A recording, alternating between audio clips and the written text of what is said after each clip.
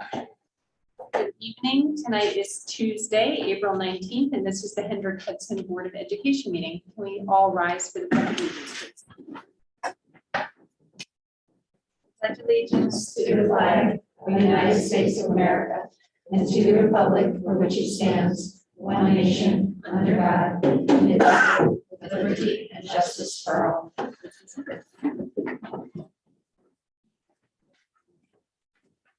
Board has recently left their executive session. We're now back in public session, and can I get a motion to approve the agenda as stated, please? So moved. Second. All in favor? Aye. Do you want to do the recognition before the consent agenda?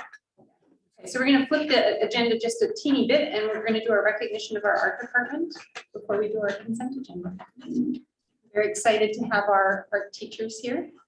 Yes, I'd like to invite up Logan Kraus, who is one of our art teachers, who is at Blue Mountain Middle School, and she's going to fill the board and our public in on part of the art show tonight, but some of the decisions that were made to bring the art show back here to the Free Library after a brief hiatus, and perhaps fill us in on some things we missed, because typically this art show is full of kids and parents and a whole lot of energy and activity, and we would be really hot and sweaty, but they made some decisions to spread it out a little bit differently. So Logan, I'll let you take it. Thank you. Well, thank you for coming and joining us to see Waves of Creativity, our K-12 art show. And the Hendrick Hudson School District Art Department has been putting on this show for many, many years.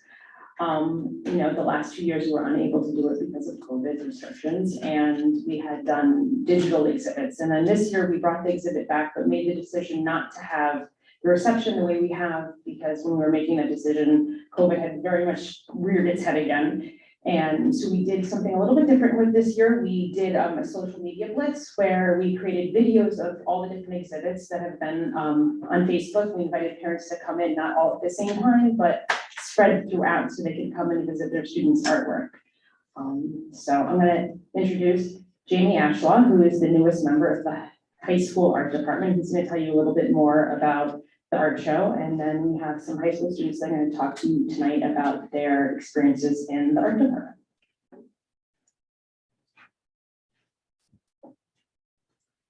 Hi, my name is Jamie Ashlaw. I guess I'm the newest art teacher, although I've been here for 3 years, and officially have the worst timing ever. My first year was our shutdown, and this is the first time I've been able to be a part of this art show, and it's really great to be able to hang art on the wall and have people come look at it again. So thank you very much.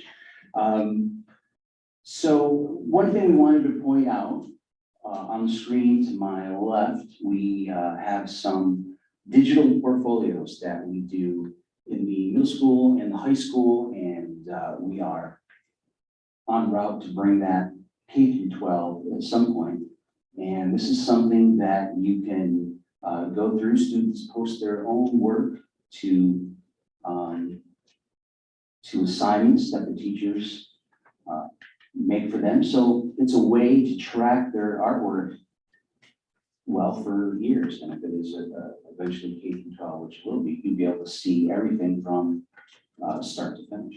So you can see lots of middle school stuff. You can see a lot of the animation and things that the middle school is doing right now, and that's something that everybody should check out. So thank you very much for taking a look at that. We do have, I think, 1 or 2 students that are here that are going to talk about their portfolio and maybe some of their experiences in our program at school. I'm not sure. I think they're both here. I'll just read the first name that's on my list. So Maddie McKinley is here. If you want to come on up. I'll give the podium to you.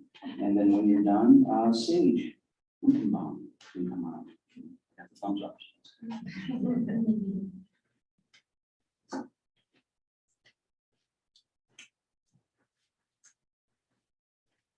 Hi, I'm Maddie. Growing up in an artistic household, art has always been a part of my life. Since I could pick up a crayon, I've been drawing and expressing myself through visual art. Today, the art courses here are my only escape from the chaos of 11th grade. I use the skills learned here through the art programs offered to draw and paint murals in local pantries and represent Hendrick Hudson in many art contests. These last few months of junior year consist of the SAT, Regents, finals, and AP exams, and through it all, I still look forward to creating a portfolio.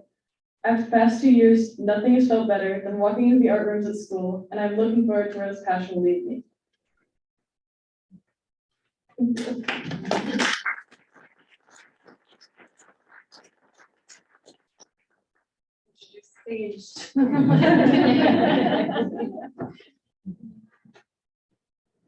Hi, I'm Sage. As I headed into my junior year after our post-apocalyptic version of an underclassmen experience because of COVID, I knew I needed some stability as I continued through my high school career. So for me, I found my peace in art. As I look back on my elementary school years at Furnace Woods, I remember going to the art room like every morning to put all the tools down, whatever I could, just stuff that meant that I could stare at the pretty paints and glitter in the art room and look at all the fun colors. And then at Blue Mountain, I remember my first art show. I, along with all the other anxious 12-year-olds, watched as our first pieces that we really poured our heart and souls to were on display. In my first high school art class, we were pretty much taught entirely through the Zoom classroom, and I appreciated those 40 minutes so much because they gave me the time to sit and focus on my charcoal or my oil pastels or my markers and nothing else. Today, I work to build my portfolio for college, and Miss Nash continues to remind me why I love art. And that's because it's my escape from the real world. As I escape into my thoughts and creativity, I get to make something that brings myself and others so much joy. Okay,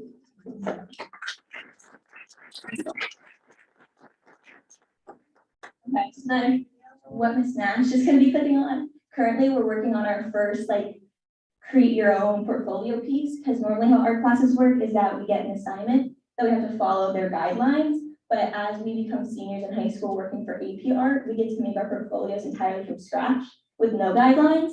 So since I'm in portfolio prep, like advanced drawing and painting, she gave us a few ideas on what to work with. So mine was combining 2 paintings into one. So this is my digital idea, which I wanted to draft out before I used acrylic paint. So it's going to be a canvas with the muscles of the face, and then a clear film on top with everything else. So this has been my first piece for my college stuff, hopefully.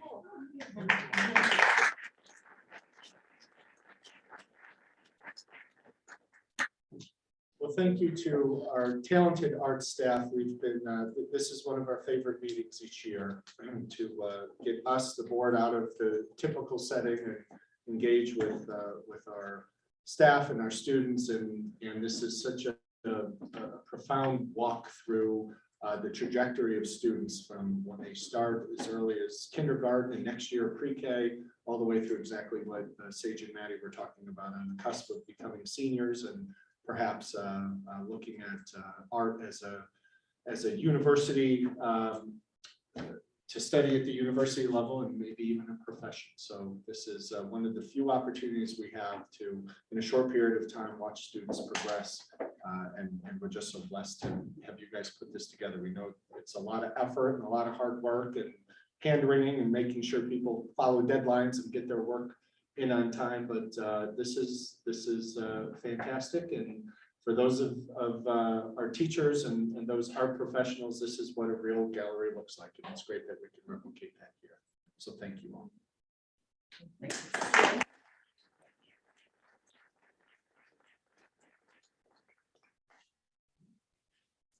Thank you very much for coming. For the students who are here, if you would like to join us for the rest of our meeting, that's excellent. It won't be as exciting as the beginning portion. If you have homework you'd like to do or dinner you need to eat, feel free to. Thank you. Thank you. Thank you. Thank you.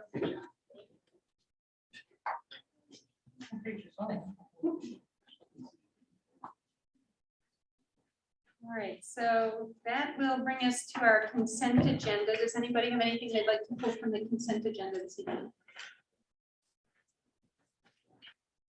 Can I get a motion to approve the consent agenda as stated? Can I get a second? Second. All in favor?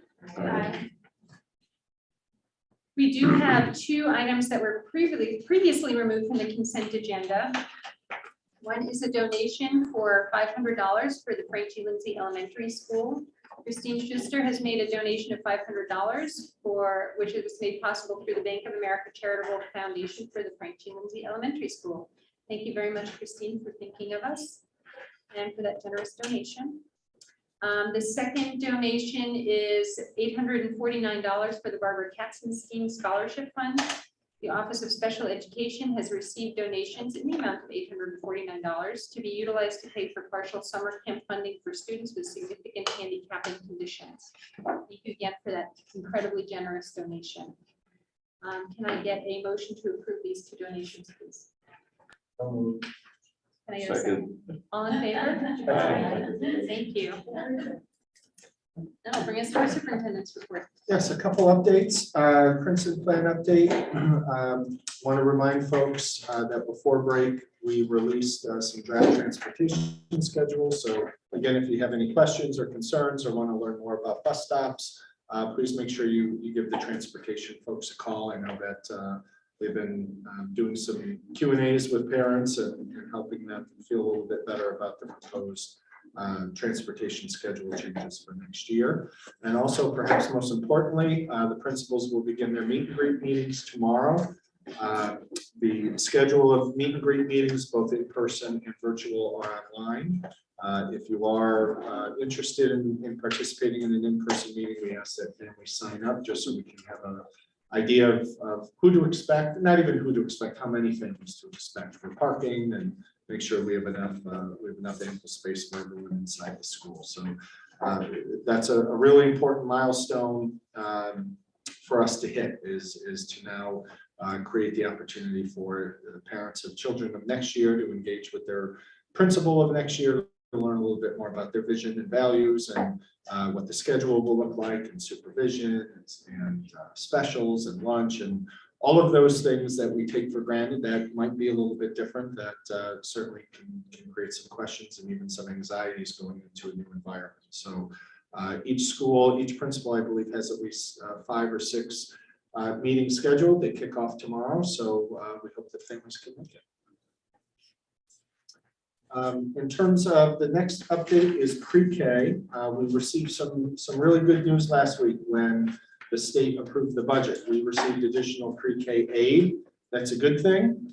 We don't know what the aid can be used for. Margaret's over there giggling because we're really at a loss. The district received about $200,000 more in pre-K aid, but no one seems to know how we could use those dollars.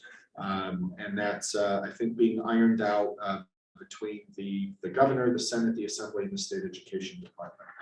We believe one of 3 options exists. One is that the original $5,200 per pupil will be increased. Second option is that $5,200 per pupil will remain, but we could include more students, which really is no benefit to us because of the cost to educate each child is well exceeds $5,200, or that those additional dollars could be used for set aside to partner with pre-K outfits that already exist in the community. So we're excited that the government and elected officials are supporting pre-K, but it's one of those things where I think the decision was made before the policy was written. And once we have more information, we'll share that with everybody. But that is that's the most significant change in our budget from when we met 2 weeks ago until when the governor signed up on the budget last week. So once we have an update, we'll make sure we report back. And the last update I have, sort of on the heels of what we heard from our art teachers today about getting back to normal and being able to revisit some old standards. The elementary PTAs, all 3 of them, are going to have a spring fair this spring. And they are lined up on various Saturdays in late May, ending in early June. So please check the district calendar. They're very, very excited to engage with the community in person, outside. There are bouncy houses and all sorts of games and food that's really not good for you, but at that time of year, it will be glorious to eat and just to be with folks in person. So please check the district calendar, or if you are related to any of the PTAs. I know that they're still planning and talking about it and putting finishing touches on it. So I know I'm excited to attend, and that will really be a great way to end the year since they haven't been able to have those fairs in the last couple. So we're excited that took us a while to get back to normal, but that's another signal that we're on the right path. I'll leave it at that. Sure. I think you're holding forums as well for the budget. Oh, yes. Yes, good reminder. Toward the end of the week, we're going to communicate to the public 8 different budget forums for folks to learn a little bit more about the budget, to go an inch wide and a mile deep. There's no set agenda or presentation. It's really a roundtable, a Q&A with the community. 4 of the meetings will be held in person right here. We're partnering with the Free Library, and 4 of the meetings will be virtual. Basically, we're going to have 2 meetings a month, or 2 meetings a month, 2 meetings a week, starting next week, leading all the way up to the day before the budget. So thank you. Good reminder. Anybody else? All right, that'll bring us to our first presentation, or discussion, which is our BOCES board election and administrative budget vote. Every year we have this meeting on a Tuesday because all of the districts in our region are doing their BOCES board election on the same night. It all needs to be done on the same day. The board has had an opportunity to review the BOCES summary and budget for this year, and they have 2 people running for the board of BOCES as well, and there are 2 spots open, so they are uncontested. And what the board needs to do now is to vote on the budget and the trustee candidates.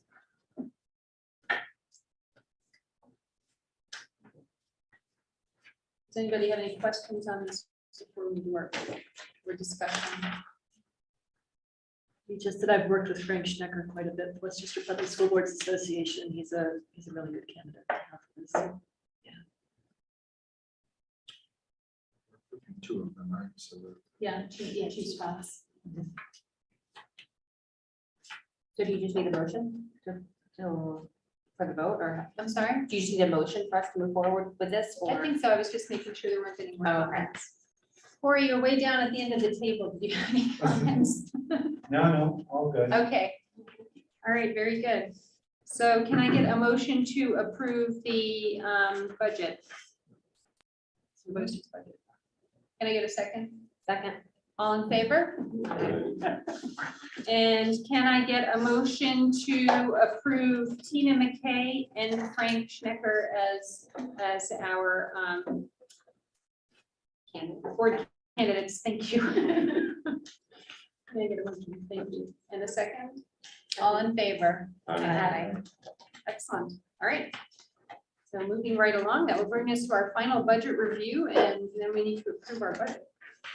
That's the school district's budget, not the BOCES budget. So Enrique is going to walk us through our budget. I would normally say it's updated as he provides us updates every other week. There usually are some moving parts, but there are no moving parts from his last presentation 2 weeks ago. So he's going to walk through our budget, our cap, some of the line items in terms of revenue and expense, and then at the end, we will need the board to hopefully approve our budget so we can put it forward to voters and start communicating. So with that, I'll turn it over to Enrique. Good evening, everyone.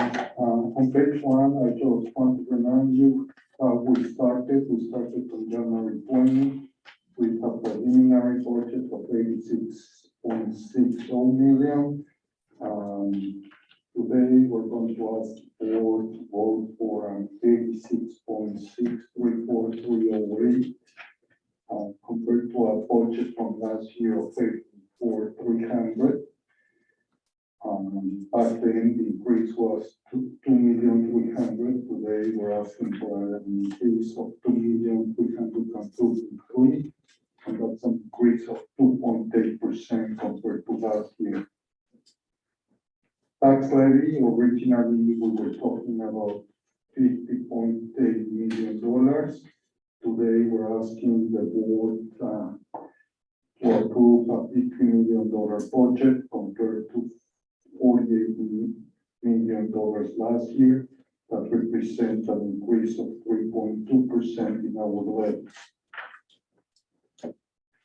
On the cap, the New York State cap is 2%, even though inflation was much higher than the 2%, actually 4.7. Our cap is 15.2, so our cap is $61 million compared to $53 million last year, an increase of $8 million. But as I said before, our proposed tax levy is $50 million.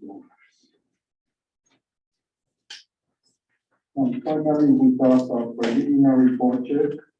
State aid is increasing about 33%. OCs is increasing about 17%. And then we have other income, sales tax, transfers, fund balance, and an increase of 57%. Pilots, an increase of 61%, and section fund, an increase of 15.4%. To get to a non-property tax revenue of 36.6 compared to 35.8 last year. Our tax cap, we spoke about it. The only portion that we haven't talked about is the contingent budget.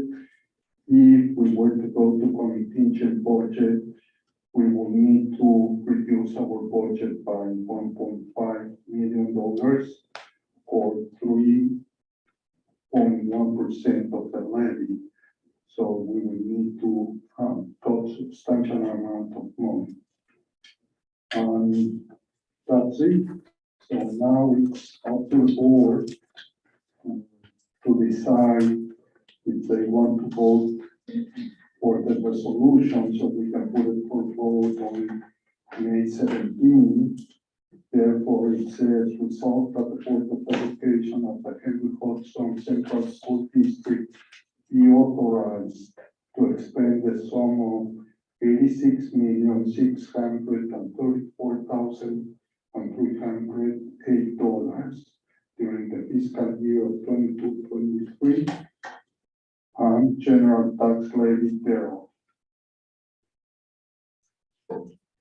Okay, thank you. Does anybody have any last minute questions before we vote on the resolution?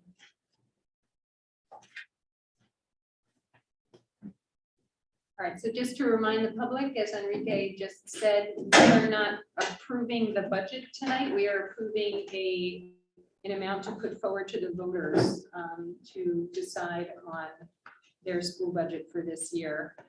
There's been a lot of work that's gone into this budget, and we've been able to really hold the line pretty well. So can I get a motion to approve the resolution? That's Steve. So moved.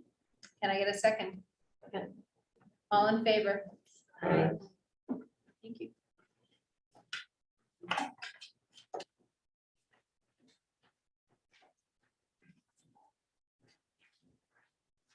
That brings us to our first audience comments on public agenda items. For the speakers, each speaker should sign in with the district clerk prior to commenting. When called, each speaker should step up to the podium and state their name and affiliation if applicable prior to starting their comment. Letters, petitions, or other written materials should be handed to the district clerk. Each speaker is permitted 3 minutes for their comments and must be recognized by the board president. All comments must be directed to the board. The board will listen to comments but will not necessarily debate or discuss items. Operational matters will be directed to school administrations for handling. The board is not permitted to address personnel, or individual student matters in open session. The board may limit repetitive comments in order to give time to others wishing to speak, as well as to maintain meeting efficiency. And the board expects comments to be made without interference from the audience and in a civil manner. Carmen, do we have any speakers signed up this evening? We do not have any speakers signed up for this evening. We do not have any speakers this evening, so that will bring us to our next agenda item, which is our committee reports. Does anybody have a committee report? The school was on break last week, so there has not been a lot happening between our two meetings. I just wanted to kind of catch people up on the open meetings law update. I don't know if people have heard or not yet, but there was over the break, there was a New York State School Boards Association did a budget recap since the budget was passed. And part of that was changes to the open meetings law. So what's happening is that we will no longer be required to disclose our location when we're meeting remotely. That the emphasis should be on having majority of the board meet in person with occasional, they call it significant or unexpected factor events that would allow you to meet remotely and a particular board member to meet remotely. And so those significant or unexpected factors include things like childcare or illness.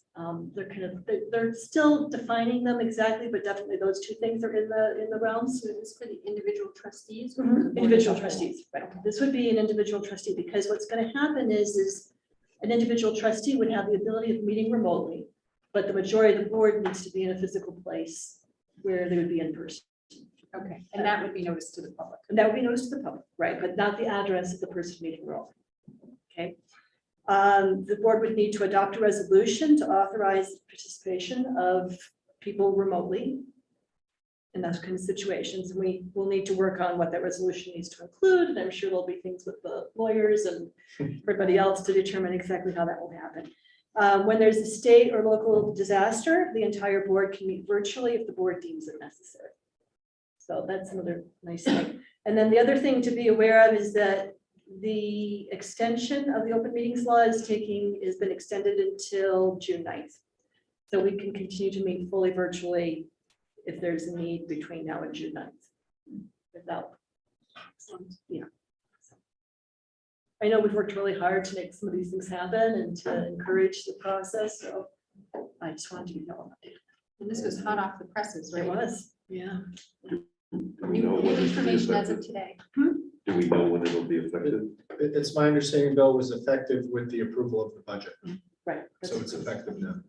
But we can't do it until we, as a board, we make the resolution. Right, but we have until June 9th because the old rules are still applying until June 9th. Correct. And that gives the Committee on Open Government time to sort of refine this and tell us more specifics of what needs to happen to make it actually effective for us. It's exciting. That's excellent. Great news.